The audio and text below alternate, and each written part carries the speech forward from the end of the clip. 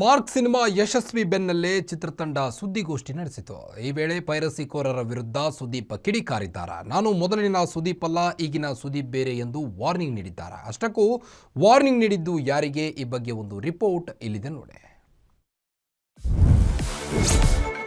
Cinema ಪೈರಸಿಕೋರರ ಬಗ್ಗೆ ಕಿಚ್ಚ ಸುದೀಪ್ ಸಮರ. ನನ್ನ ಸಿನಿಮಾಕ್ಕೆ ತೊಂದರೆ ಆದರೆ ಸುಮ್ಮನೆ ಬಿಡಲ್ಲ. ಮಾರ್ಕ್ ಚಿತ್ರದ ಸಕ್ಸಸ್ ಮೀಟ್ನಲ್ಲಿ ಸುದೀಪ್ ವಾರ್ನಿಂಗ್.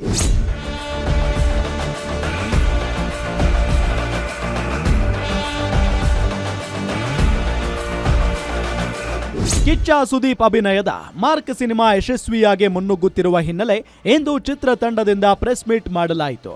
ಎಲ್ಲೆಡೆ ಚಿತ್ರ ಹೌಸ್ಫುಲ್ ಪ್ರದರ್ಶನ ಕಾಣ್ತಿದೆ. ಕರ್ನಾಟಕದಾದ್ಯಂತ ಸುಮಾರು 95% ಸ್ಕ್ರೀನ್ಸ್ ಫುಲ್ ಆಗ್ತಿವೆ. ಮಾಸ್ ಪೊಲಿಟಿಕಲ್ ಡ್ರಾಮಾಗೆ ಪ್ರೇಕ್ಷಕರು ಫಿದಾ ಆಗಿದ್ದು ಮೊದಲ ದಿನವೇ 16 ಕೋಟಿ ಗಳಿಕೆಯಾಗಿದೆ. ಈ ಬೆನ್ನಲ್ಲೇ ಚಿತ್ರತಂಡ ಸಂತೋಷವನ್ನ ಹಂಚಿಕೊಂಡಿದೆ.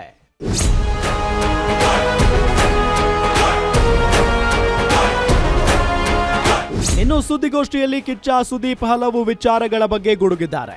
ನನ್ನ ಸಿನಿಮಾಕ್ಕೆ ಯಾರಾದರೂ ತೊಂದರೆ ಕೊಟ್ರೆ ನಾನು ಸುಮ್ಮನೆ ಕೂರುವವನೇ ಅಲ್ಲ. ಮೊದಲಿನ ಸುದೀಪ್ ಬೇರೆ, ಈಗಿನ ಸುದೀಪ್ ಬೇರೆ ಎಂದು ಪೈರಸಿಕೋರರಿಗೆ ವಾರ್ನಿಂಗ್ ನೀಡಿದ್ದಾರೆ.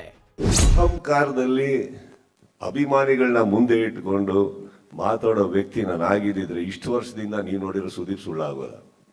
ನಾನು ಆತರ ಅಲ್ಲ. ಬಟ್ ಮಾತಾಡಿದ್ದೀನಿ ಅಂದ್ರೆ ನಾನು ಏನೋ ನೋಡಿರ್ಬೇಕು, ಕೇಳಿರ್ಬೇಕು, ದೃಢವಾಗಿರ್ಬೋದು. ಇವತ್ತು ನಿಮ್ ಕಣ್ಣಿಗೆ ಕಾಣಿಸ್ತಾ ಇದೆ. ನೀವೇ ಒಂದ್ ಒಳ್ಳೆ ಮಾತು ಹೇಳಿದ್ರಿ, 24 hours ಆಗಿರಲ್ಲ ಅಂತ. ಸೊ 24 hours ಒಳಗಡೆ ಕೆಲವು ಆಗ್ಬೇಕು ಅಂದ್ರೆ ಪ್ರಯತ್ನಗಳು ಹಾಗೂ ಏನಂತಾರೆ ಪ್ರಿಪರೇಷನ್ಸ್ ಎಷ್ಟು ಗಂಟೆಗಳ ಮುಂಚೆ ನಡೆದಿರ್ಬೇಕು. ಕರೆಕ್ಟ್. ನಾವು ಇದೇ ವೃತ್ತಿಯಲ್ಲಿದ್ದೀವಿ, ನಮಗೂ ಒಂದಿಷ್ಟು ಸಂಪರ್ಕಗಳಿದಾವೆ. ಅಲ್ಲಿಂದ ನಮಗ್ ಬರುತ್ತಲ್ವಾ, ಬಂದಿದ್ದು ದೃಢವಾಗಿ ಬಂದಾಗ ರೆಡಿ ಇದೀವಿ ಅಂತ ಅಂದೆ ನಾನು ಅಷ್ಟೇ.